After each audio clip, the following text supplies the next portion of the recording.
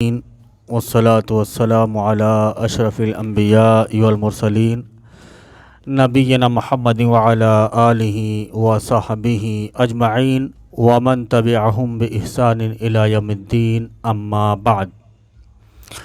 أعوذ بالله من الشيطان الرجيم. بسم الله الرحمن الرحيم. اليوم أكملت لكم دينكم وأتممت عليكم نعمتي ورضيت لكم الإسلام دينا. وقال النبي صلى الله عليه وسلم: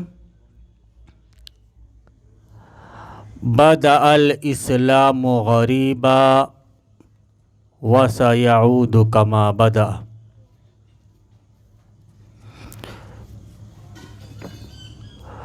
معزز سامعین کرام، اللہ کا بڑا شکر اور احسان ہے کہ اس نے ہمیں مسلمان بنایا. چاہتا تو یہودی بنا دیتا، چاہتا تو عیسائی بنا دیتا، چاہتا تو کافر اور مشرک بنا دیتا. لیکن احسان ہے اس کا کہ اس نے ہمیں اور آپ کو مسلمان بنایا.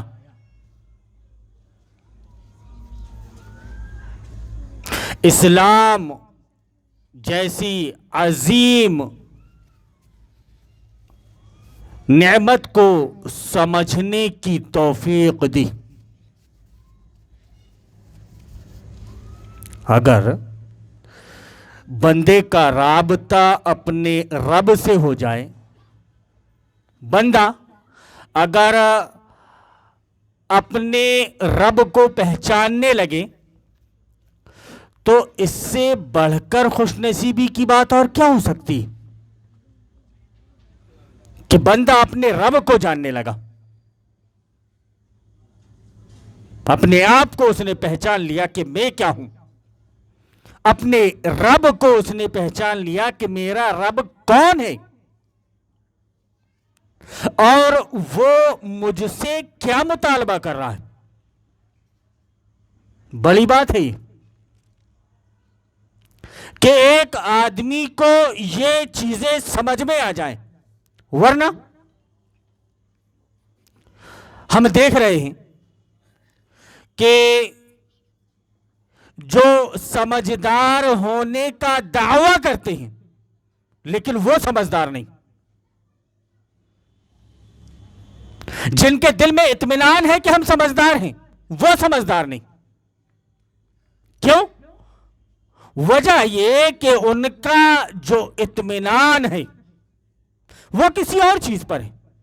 بچپنے سے جس چیز کو سنتے چلے آئے، بچپنے سے جس چیز کو سمجھتے چلے آئے، اب ایک چیز نے آ کر گرا ان کے دماغ میں باندھ لی کہ بس یہی صحیح ہے، اس کے علاوہ کوئی دوسری چیز صحیح نہیں. جبکہ ہمارے اور آپ کے درمیان سمجھنے کے لیے کتاب اللہ اور سنت رسول اللہ موجود ہے. ہمیں اگر کسی چیز کو سمجھنا ہے تو وہ کتاب اللہ اور سنت رسول اللہ سے، نبی کریم صلی اللہ علیہ وسلم کے فرمان کے مطابق کہ ترکت فیکم امرین لن تضلوا ما تمسکتم بہما کتاب اللہ و سنتی. دو چیزوں کو آپ کو تھامے رکھنا ہے، ایک کتاب اللہ اور دوسری سنت رسول اللہ صلی اللہ علیہ وسلم. آپ صلی اللہ علیہ وسلم کی زندگی آپ کے سامنے، 23 سالہ زندگی کا ریکارڈ آپ کے سامنے موجود ہے کہ آپ کیسے رہے مکہ کے اندر اور آپ کیسے رہے مدینہ منورہ کے اندر. آپ کی زندگی مکہ کی گلیوں میں کیسی گزری یہ ہمارے سامنے ہے. تفصیل کا وقت نہیں ہے کہ ایک ایک واقعات کو ہم آپ کے سامنے ذکر کریں کہ یہاں ایسا ہوا، وہاں ویسا ہوا، وہاں ویسا ہوا. بچپنے سے یہی سب سنتے چلے آئے ہم. کہ بلال حبشی کے ساتھ میں کیا ہوا، خباب بن ارت کے ساتھ میں کیا ہوا، سہیب کے ساتھ میں کیا ہوا، آل یاسر کے ساتھ میں کیا ہوا، سب آپ اچھی طرح سے جانتے ہیں، اور دیگر صحابہ اکرام رضوان اللہ علیہم اجمعین کے ساتھ کیا ہوا آپ کو معلوم ہے۔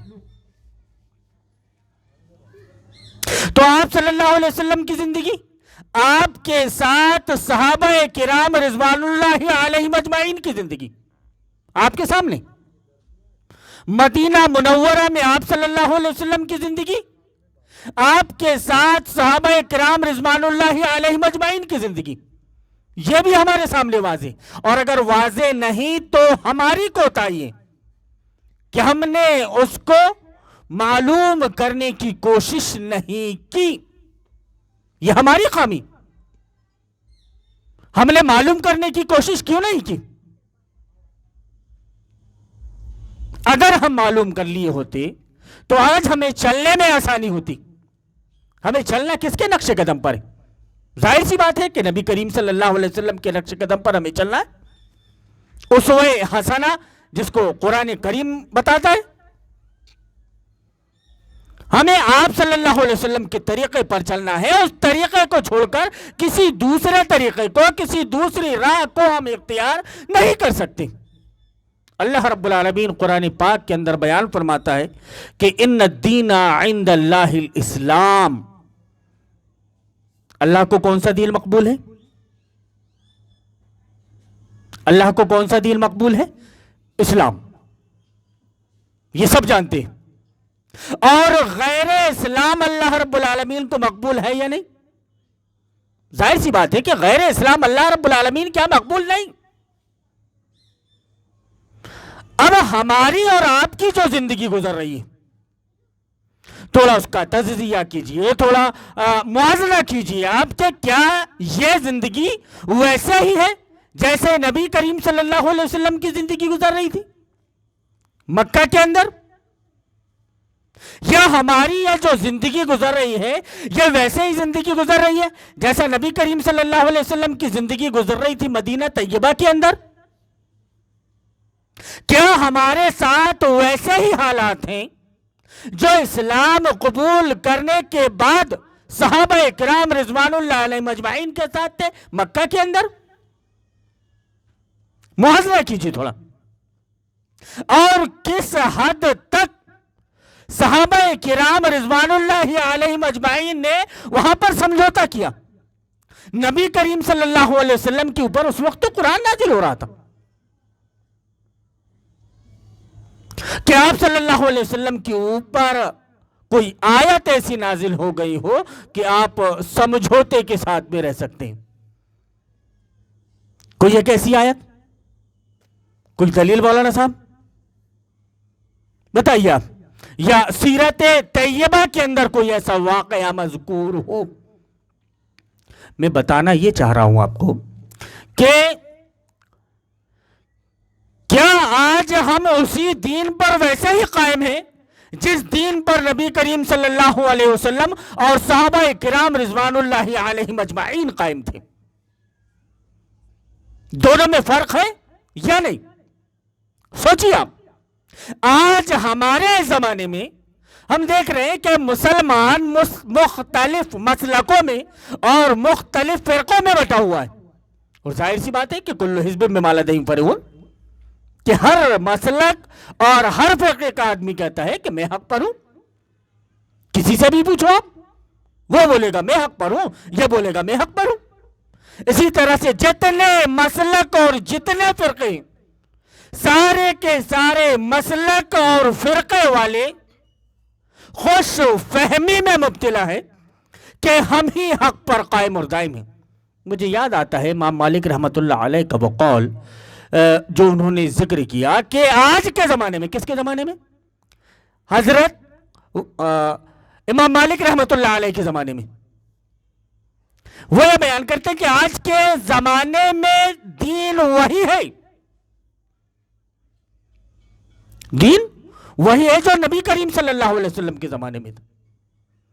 تب دین پر آدمی وہی قائم ہے جو اس بات پر قائم ہے جس پر نبی کریم صلی اللہ علیہ وسلم اور صحابہ اکرام رضوان اللہ علیہ مجمعین قائم اور دائم تھے. اس کے علاوہ بھی اگر کوئی ہے تو پھر وہ اس پر قائم نہیں. ہم دیکھیں کیا اتنے دھڑ، اتنے فرقے، اتنی جماعتیں نبی کریم صلی اللہ علیہ وسلم کے زمانے میں موجود تھی. ظاہر سی بات ہے کہ جواب آئے گا نہیں. تو پھر آج کیوں؟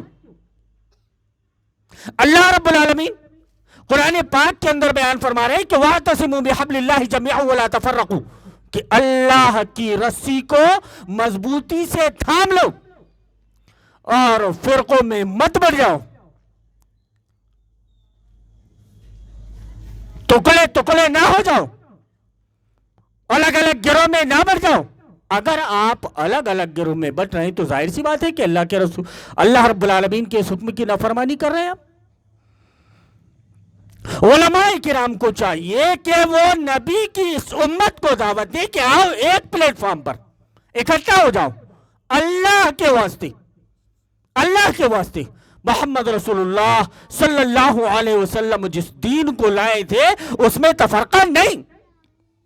علامہ ناصر الدین البانی رحمت اللہ علیہ بھی ذکر کرتے ہیں کہ لا فرق ولا احزاب فی الاسلام، کے اسلام میں کوئی مسلک اور کوئی فرقہ نہیں. اب اگر ہم مسلکوں میں اور فرقوں میں بٹے ہوئے ہیں اور ہر مسلک ہر فرقہ یہ کہہ رہا ہے کہ میں حق پر ہوں، ہر مسلک ہر فرقہ کہہ رہا ہے کہ میں حق پر ہوں، تو ظاہر سی بات ہے کہ ہر کوئی حق پر نہیں ہو سکتا.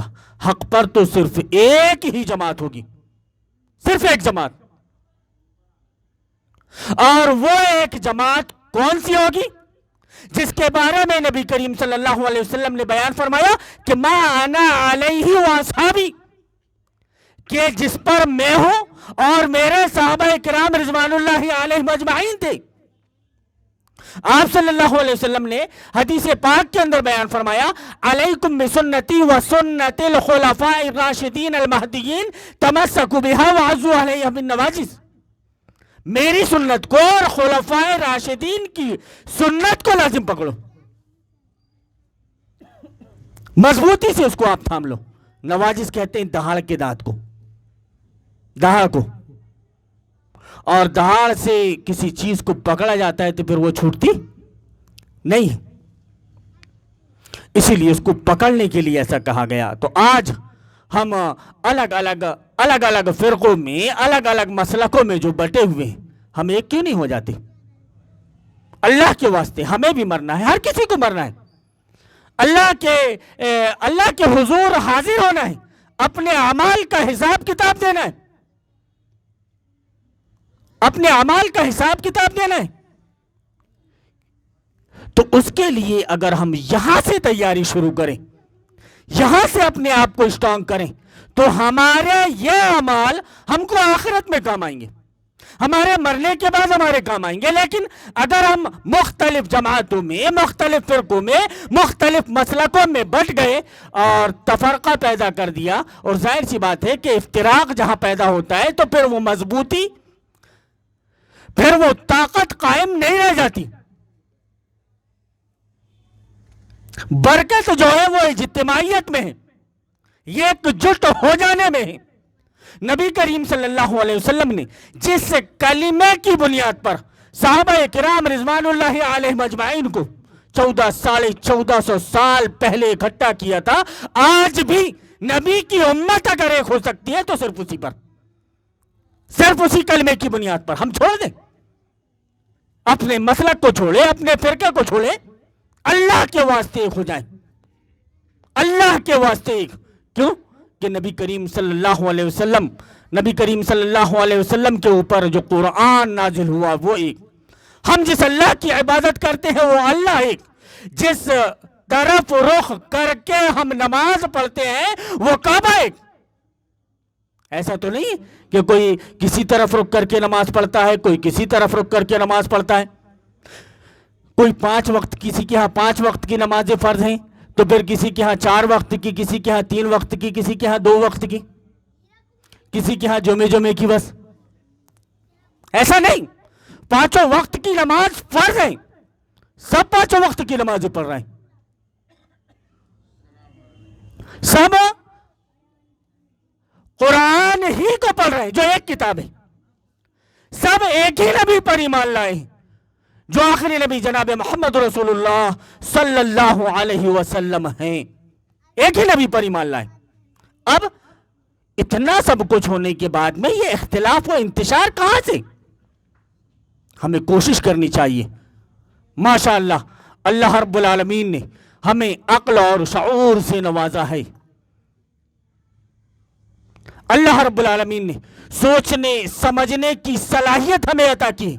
अगर हम अल्लाह की नाजिल करदा अहकाम के मुताबिक अपनी जिंदगी गुजारने लगे, अगर हम कुरान पाक को पढ़ें और उसको अमली जिंदगी में लेकर आए, अगर हम कोशिश करें कि नबी करीम सल्लल्लाहु अलैहि वसल्लम के ऊपर जो कुरान नाजिल हुआ और आप सल्लल्लाहु अलैहि वसल्लम की जो सीरत तैयबा हमारे सामने मौजूद है, उसी सीरत तैयबा के मुताबिक हम जिंदगी गुजारें, तो नबी सल्लल्लाहु अलैहि वसल्लम के ज़माने में इतने मसलक और फ़िरक़े मौजूद नहीं थे, आज मौजूद ना रहे। कोशिश तो करें, उठे तो खड़े तो हो इसके लिए। अगर हम खड़े होंगे तो इंशाअल्लाह आज भी एक हो सकते हैं, लेकिन सिर्फ एक ही बात पर, जिस बात पर नबी करीम सल्लल्लाहु अलैहि वसल्लम ने लोगों को इकट्ठा किया था, और वो ये कि या अय्युहन्नास क़ूलू ला इलाहा इल्लल्लाह तुफ्लिहू, कि लोगों अल्लाह रब्बुल आलमीन पर ईमान ए लोगों ला इलाहा इल्लल्लाह पढ़ लो, कामयाब हो जाओगे।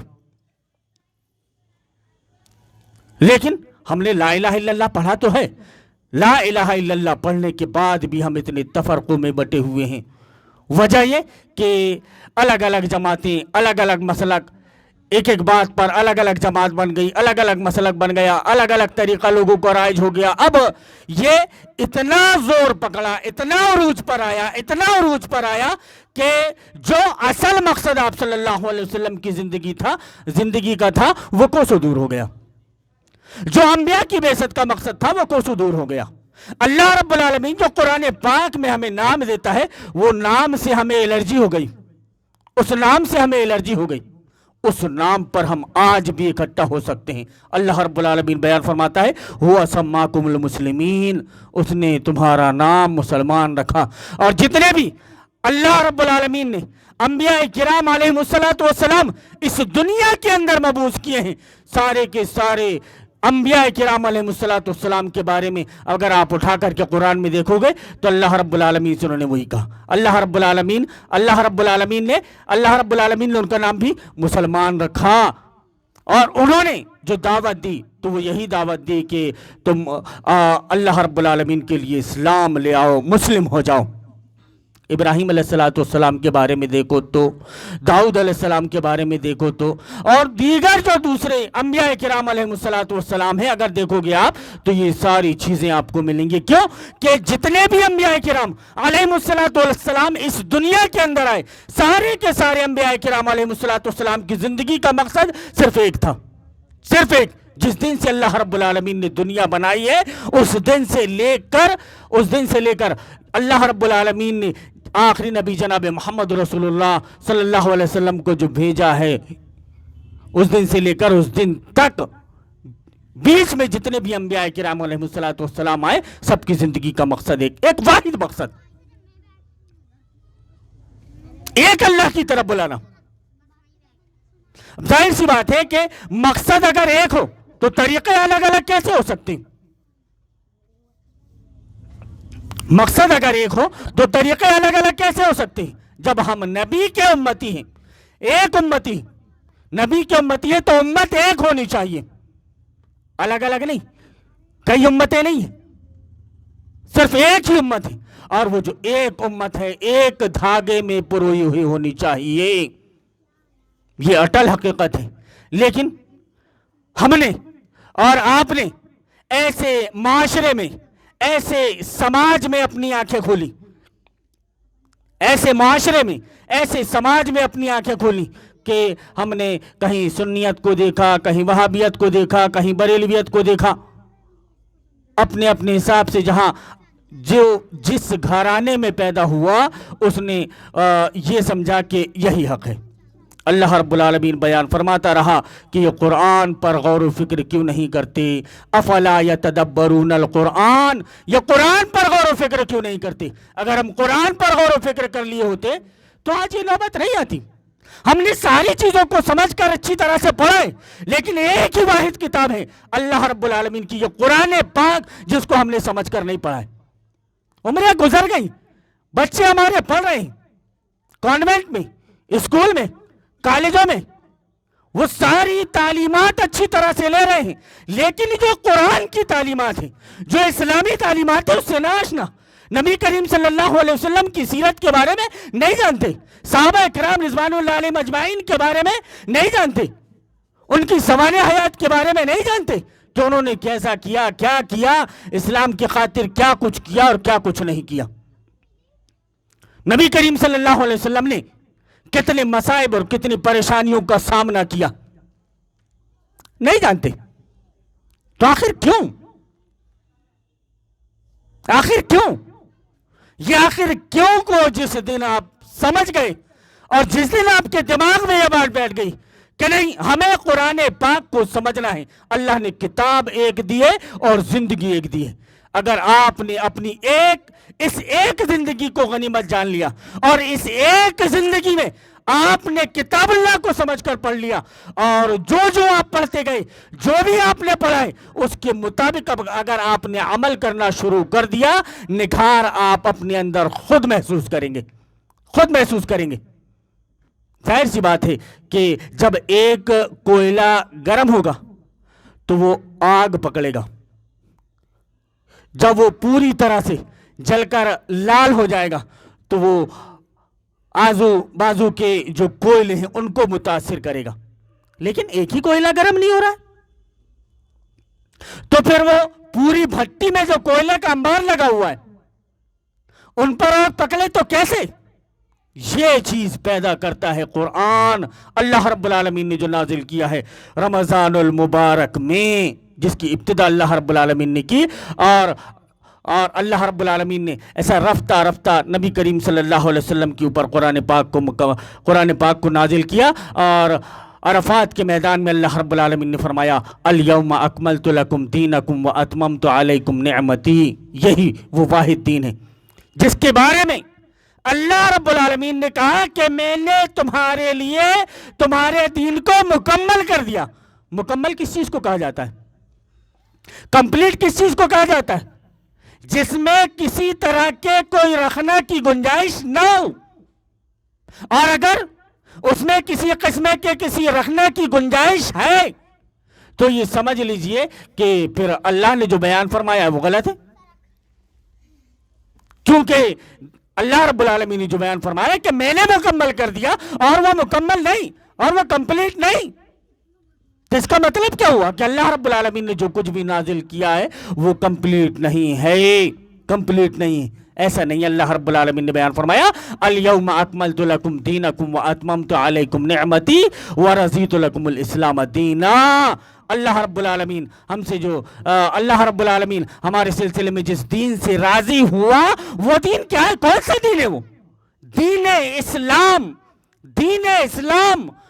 اور دین اسلام ہی ایک ایسا واحد مذہب ہے، ایک واحد دین ہے جس میں ساری دنیا کے لیے اس کی ساری مشکلات کا حل موجود ہے، مشکلات کا حل موجود ہے، لیکن ہم نے اس کو نظر انداز کر دیا، ہم نے اس کو چھوڑ دیا، ہم نے اس کو پس پشت ڈال دیا، اور ہمارے لیے سب سے بڑی خامی کی بات یہ ہے، اور ہمارے لیے سب سے بڑے افسوس کی بات یہ ہے کہ آج پوری دنیا میں سب سے زیادہ جو کتاب پڑھی جا رہی ہے بغیر سمجھے بوجھے وہ کتاب اللہ ہے۔ آپ سے قبر میں جو سوال اور جواب ہونا ہے اسی کتاب سے، آپ سے قبر میں جو سوال اور جواب ہونا ہے نبی کریم صلی اللہ علیہ وسلم کی سیرت طیبہ اور یہ اگر یہ آپ کے پاس میں کمپلیٹ ہے تو آپ جواب دے سکتے ہو. جن چیزوں سے آپ کو جواب دینا ہے وہ آپ کے پاس میں کمپلیٹ نہیں, وہ آپ کے پاس میں مکمل نہیں. اب آپ کے سامنے اگر یہ چیزیں مکمل نہیں تو وہاں پر جب آپ پہنچو گے تو جواب کیا دو گے؟ جبکہ اللہ رب العالمین بیان فرماتا ہے غالباً سورہ یاسین کے اندر کہ ہم تمہاری زبان, تمہارے منہ میں تانے لگا دیں گے, تمہارے اعمال گواہی دیں گے.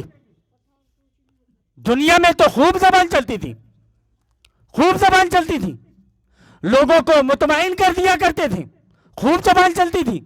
لیکن جب آپ اللہ رب العالمین کے پاس میں پہنچ رہے ہیں تو آپ کی زبان میں تانے لگا دیے جائیں گے. اب اس کے بعد میں گویا اس کا مطلب یہ ہوا کہ آپ کی زبان جو قابو میں ہوگی آپ کے اعمال کے, اب آپ کے اعمال جیسے رہے دنیا کے اندر اس کے حساب سے اب آپ جواب دیں گے, آپ کے گواہی دیں گے. آپ کے اعضاء, آپ کا ہاتھ, آپ کا پیر, آپ کی آنکھیں, آپ کا جسم کا ایک ایک عضو. آپ کیا سمجھ رہے ہیں کہ ہم بیٹھے بیٹھے ابھی یہاں پر دل میں کچھ سوچ لے رہے ہیں, دل میں کچھ سمجھ لے رہے ہیں اور اللہ رب العالمین اس سے واقف نہیں. ہم نے کسی کے سامنے کچھ بات رکھی اور دل میں کچھ اور چھپا کر رکھا, ہم یہ سمجھ رہے ہیں کہ اللہ رب العالمین نہیں دیکھ رہا ہے. الا یعلم من خلق وهو اللطیف الخبیر, کیا وہی نہیں جانے گا جس نے پیدا کیا ہے؟ کیا آپ اس سے کسی بات کو چھپا سکتے ہو؟ وہ آپ کے دل میں اگر ایک کھٹکا ہو رہا ہے تو اس سے بھی واقف ہے, اس سے بھی واقف ہے. آپ ہوشیاری کس کو دکھا رہے ہو؟ آپ یہ ساری تعویلات جو قرآن کے سلسلے میں ہیں, احادیث پاک کے سلسلے میں لوگوں کے سامنے پیش کر کے کیا ثابت کرنا چاہ رہے ہو؟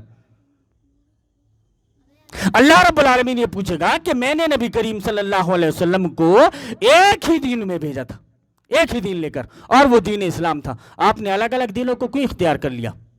نبی کریم صلی اللہ علیہ وسلم کے زمانے میں اتنے مسلک اور اتنے فرقے موجود نہیں تھے. یہ تمہارے زمانے میں اتنے مسلک, اتنے فرقے کیوں؟ اس وقت کیا جواب ہوگا؟ اسی لیے ہمیں کوشش کرنی چاہیے کہ ہم پلٹیں کتاب اللہ کی طرف, ہم پلٹیں سنت رسول اللہ کی طرف. اگر ہم کتاب اللہ کی طرف پلٹ رہے ہیں, اگر ہم سنت رسول اللہ کی طرف پلٹ رہے ہیں تو یہ ہمارے لیے کامیابی کا سبب بن سکتا ہے. نبی کریم صلی اللہ علیہ وسلم بیان فرماتے ہیں کہ من سلک طریقا یلتمس فیہ علما سہل اللہ لہ بہ طریقا الی الجنہ, کہ اللہ رب العالمین ایسے آدمی کے لیے جو اس کی تعلیمات کو, کتاب اللہ اور سنت رسول اللہ کی تعلیمات کو حاصل کر رہا ہے, ایسے شخص کے لیے اللہ رب العالمین جنت کی طرف جانے کا راستہ آسان کر دیتا ہے. وجہ کیا؟ وجہ یہ کہ وہ کتاب اللہ کی تعلیمات حاصل کرے گا, اس کے مطابق اپنی زندگی گزارے گا. اور جب ایک آدمی نے تعلیمات حاصل کی, اس کے مطابق زندگی گزاری, تو ظاہر سی بات ہے کہ اللہ رب العالمین کو جواب دے سکتا ہے کہ اللہ رب العالمین میں نے اپنی زندگی کتاب اللہ اور سنت رسول اللہ کے مطابق گزاری ہے. ورنہ اللہ رب العالمین کے پاس ہم اور آپ جواب نہیں دے سکتے. ہم اور آپ کوئی جواب اللہ رب العالمین کے پاس میں نہیں دے سکتے. اس کے لیے ضروری ہے کہ ہم پلٹیں اللہ کی کتاب کی طرف, سمجھیں کہ نبی کریم صلی اللہ علیہ وسلم نے مکہ کے اندر رہ کر 13 سال میں کیا کیا, کیسے کیا. نبی کریم صلی اللہ علیہ وسلم نے مدینہ کے اندر 10 سال میں رہ کر کیا کیا, کیسے کیا. خلفائے راشدین میں اپنے 30 سالہ دور خلافت میں کیا کیا, کیسے کیا, کیسے کیا. انہی کے بارے میں نبی کریم صلی اللہ علیہ وسلم کا یہ فرمان کہ میری سنت کو اور خلفائے راشدین کے طریقے کو, علیکم بسنتی و سنت الخلفاء الراشدین, کہ خلفائے راشدین نے جو کیا ہے وہ, اور نبی کریم صلی اللہ علیہ وسلم نے جو کیا ہے وہ, اس کو آپ کو لے لینا ہے. اگر آپ ان چیزوں کو چھوڑ دے رہے ہو تو میرے بھائیوں, ہم دیکھ رہے ہیں کہ دعوے تو بڑے بڑے, لیکن جب عمل کی بات آئی تو بالکل ہم زیرو. ایسا کیوں؟ اللہ رب العالمین بیان فرماتا ہے کہ الذی خلق الموت والحیات لیبلوکم ایکم احسن عملا، موت اور زندگی کو اللہ رب العالمین نے جو پیدا کیا ہے اس کو پیدا کرنے کا مقصد ہی ہے لیبلوکم ایکم احسن عملا، تاکہ تمہیں آزمائے کہ تم میں سے بہترین عمل کرنے والا کون ہے۔ بہترین عمل، اب ہم کس عمل کو بہترین عمل کہیں گے؟ ظاہر سی بات ہے کہ آپ بولیں گے تو اپنے حساب سے الگ بہترین عمل ہوگا، آپ بولیں گے تو آپ کے حساب سے الگ ہوگا، آپ بولیں گے تو آپ کے حساب سے الگ، آپ بولیں گے تو آپ کے حساب سے الگ۔ بہترین وہی جس کو قرآن اور سنت بہترین کہے، اور غلط وہی جو کتاب اللہ اور سنت رسول اللہ میں جس کا کوئی ثبوت، جس کی کوئی دلیل موجود نہ ہو۔ اگر کتاب اللہ اور سنت رسول اللہ میں دلیل موجود ہے تو پھر ہم اس کو مان لیں، اس کو لے لیں، اور اگر کتاب اللہ سنت رسول اللہ میں موجود نہیں ہے تو پھر ہم اس پر عمل نہیں کر سکتے۔ یہاں پر ذاتیات کی بات نہیں، کوئی انا کی بات نہیں، میں اپنی انا کو ایک طرف ڈالوں، آپ اپنی انا کو ایک طرف ڈالو، اور ہم دونوں اپنی انا پر کتاب اللہ اور سنت رسول اللہ کو ترجیح دے، کتاب اللہ اور سنت رسول اللہ کو مقدم رکھیں۔ نبی کریم صلی اللہ علیہ وسلم بیان فرماتے ہیں کہ ایاکم والامانیہ التی تذل اہلہا، کہ یہ خواہش پرستی، یہ نفس پرستی، اس سے بچو، کیونکہ یہ اتنی خطرناک چیز ہے کہ نفس پرست کو، خواہش پرست کو ہلاک اور برباد کر دیتی ہے۔ اب اگر کوئی چیز آپ کو ہلاک اور برباد کر دے رہی ہے، آپ جان رہے ہو کہ یہ زہر ہے، یہ مجھے نقصان پہنچائے گا، اس کے بعد میں بھی اگر آپ اس کو روح افزا سمجھ کر پیو تو یہ غلطی آپ کی، یہ غلطی آپ کی کہ آپ نے کچھ اور اس کو سمجھ کر پی لیا، لیکن اس کا پی لینا روح افزا سمجھ کر آپ کے لیے فائدہ مند ثابت نہیں ہوگا۔ کیوں فائدہ مند ثابت نہیں ہوگا؟ زہر تو اپنا اثر کر کے رہے گا، زہر کو پی لیا آپ نے، اب آپ کی وفات ہونی طے ہے، الا یہ کہ آپ کو ایمرجنسی میڈیکل مل جائے، اور کسی ایسے زہر کو آپ نے پی لیا کہ جس کا اثر فوری طور پر دل پر ہوتا ہے، تو آپ کے ہارٹ کی دھڑکنیں رک جائیں گی، انتقال کر جاؤ گے آپ کا یہ کہنا کام نہیں آئے گا کہ میں نے غلطی سے اس کو پی لیا تھا۔ تو میرے بھائیوں، اللہ رب العالمین نے ہمیں اور آپ کو ایک زندگی دی ہے، ایک زندگی دی ہے، گویا اور ہمیں مہلت مرتے دم تک دی ہے۔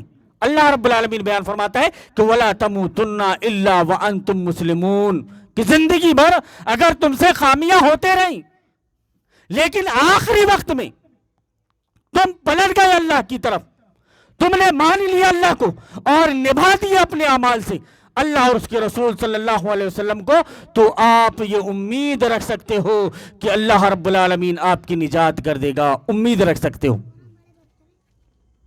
کیوں کہ آپ نے اللہ رب العالمین کو نبھا دیا ہے اور اس کی وہ شرط کو پوری کر دی جو اس نے قرآن پاک میں ذکر کیا کہ وَلَا تَمُوتُنَّ إِلَّا وَأَنْتُمْ، پوری کر دیا۔ اب اگر آپ آخری شرط کو پوری نہیں کر پا رہے ہو اور آپ کا انتقال ہو جا رہا ہے، اللہ کے پاس آپ پہنچ رہے ہو، اپنے اعمال کا حساب کتاب کیا دو گے؟ بہرحال حساب کتاب آپ کو بھی دینا ہے، مجھے بھی دینا ہے، ہر کسی کو اپنے اپنے اعمال کا حساب کتاب دینا ہے۔ تو میرے بھائیوں، یہ بات میں نے آپ کے سامنے رکھی کہ دیکھیے کہ ہم نبی صلی اللہ علیہ وسلم کے امتی ہیں، ایک امت، ہمارا نبی ایک، نبی کریم صلی اللہ علیہ وسلم کی امت ایک، اس کا مقصد ایک ہونا چاہیے اور اس کا راستہ ایک ہونا چاہیے۔ ایسا نہیں کہ نبی کریم صلی اللہ علیہ وسلم کی امت ایک ہو لیکن مقصد کا یہ ایک اور راستے کا یہ ایک ہو۔ میں نے کبھی ایک مثال ذکر کی تھی کہ اگر دوڑ ہو رہی ہے اور آپ کو یہ بتا دیا گیا ہے کہ یہ آپ کو NH7 سے ناگپور پہنچنا ہے، اب جو جلدی پہنچ جائیں، آپ نے یہ دماغ میں لا لیا کہ ہمارا جو ٹارگٹ ہے وہ ناگپور ہے، کوئی کٹنگی سے چلے جا رہا ہے، کوئی چھندواڑا سے چلے جا رہا ہے، سب الگ الگ طریقے سے، لیکن ماننے کون ہوگا؟ ریس میں ماننے کون ہوگا؟ جو NH7 سے آیا ہے، کوئی سے آیا ہے جو، قرئی کے راستے سے جو پہنچا ہے، کیوں؟ کہ وہ اس کی شرائط میں شامل تھے۔ پہنچنا تو سب کو ایک ہی جگہ ہے۔ لوگ یہ تعویلات کرتے ہیں، کہتے ہیں کہ بھائی ہمیں پہنچنا تو ایک ہی جگہ ہے، ایک ہی جگہ ہے، چاہے ہم چھندواڑہ کے راستے سے پہنچ جائیں، کٹنگی کے راستے سے پہنچ جائیں، یا سیدھا چلے جائیں۔ اللہ رب العالمین بیان فرماتا ہے کہ دیکھو تم اے نبی کریم صلی اللہ علیہ وسلم کہہ دیجئے کہ یہ میرا سیدھا راستہ ہے، فاتبعوہ، اس کی اتباع کرو، ولا تتبعوا السبل، اور جو یہ الگ پگڈنڈیاں کٹ گئی ہیں ان پر آپ مت جاؤ۔ تو میرے بھائیوں، یہ جو آج سب سے بڑی کمزوری امت مسلمہ کی، سب سے بڑی کمزوری غیروں کے سامنے بھی یہ ہے کہ وہ مختلف دھڑوں میں، مختلف مسلکوں میں، مختلف فرقوں میں بٹی ہوئی ہے۔ اگر وہ ایک ہو جائے اور ایک جٹ ہو کر کے کام کرے، ایک جٹ ہو کر کے اسلام پر عمل کرے، قرآن کے مطابق اپنی زندگی گزارے، تو کیسے نہیں وہ خود گرم ہوں گے اور آس پاس کا ماحول گرم ہوگا۔ پھر وہ دن بھی دور نہیں کہ نبی کریم صلی اللہ علیہ وسلم کے اوپر جو آیت اللہ رب العالمین نے، جو سورت اللہ رب العالمین نے نازل فرمائی کہ یدخلون فی دین اللہ افواجا اذا جاء نصر اللہ والفتح ورأیت الناس یدخلون فی دین اللہ افواجا، لوگ دین اسلام میں فوج در فوج داخل ہو رہے ہیں۔ وہ دن بھی دور نہیں، لیکن اس کے جو شرائط ہیں، ان شرائط کو ہم نے اور آپ نے مل کر کے پورا کرنا ہے۔ ایسا نہیں کہ ہم الگ جائیں، آپ الگ جائیں۔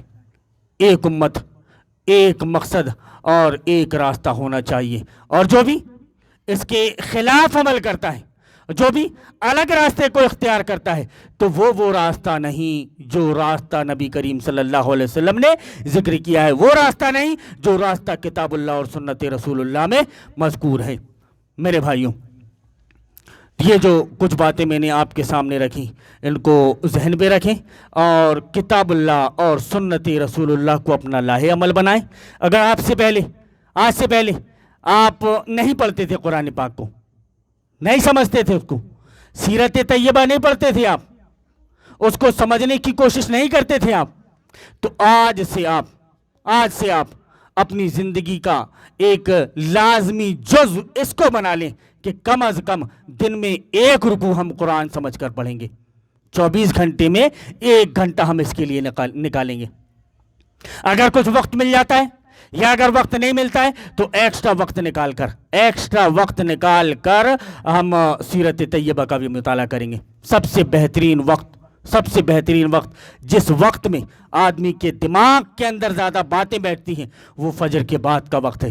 فجر کی نماز پڑھیے آپ، اور فجر کی نماز پڑھنے کے بعد میں یوں بھی اتنی جلدی آدمی کاروبار پہ نہیں نکلتا، پابندی کے ساتھ فجر کی نماز پڑھیے آپ، اور فجر کی نماز پڑھنے کے بعد میں 1 رکوع قرآن پاک کا پڑھ لیجئے سمجھ کر، ترجمے کے ساتھ میں۔ مولانا صاحب تفسیر کس کی پڑھیں؟ ابھی آپ تفسیر کی بات نہ کریں، کیونکہ پھر یہاں پر اگر تفسیر کی بات آ گئی تو پھر وہ کہتا ہے کہ میرے مولانا کی تفسیر، وہ کہتا ہے کہ میرے مولانا کی تفسیر، وہ کہتا ہے کہ میرے مولانا کی تفسیر۔ آپ ایک کام کریں، 3-4 مکتب فکر کے ترجمے اپنے پاس میں رکھ لیں، 3-4 مکتب فکر کے ترجمے اپنے پاس میں رکھ لیں، تفسیر کو مت دیکھیں، صرف ترجمے ہی، ایک ترجمہ ان کا پڑھ لیں، 1 رکوع کا، اور پھر وہی رکوع کا ترجمہ دوسری تفسیر میں پڑھ لیں، وہی رکوع کا ترجمہ دوسری تفسیر میں پڑھ لیں۔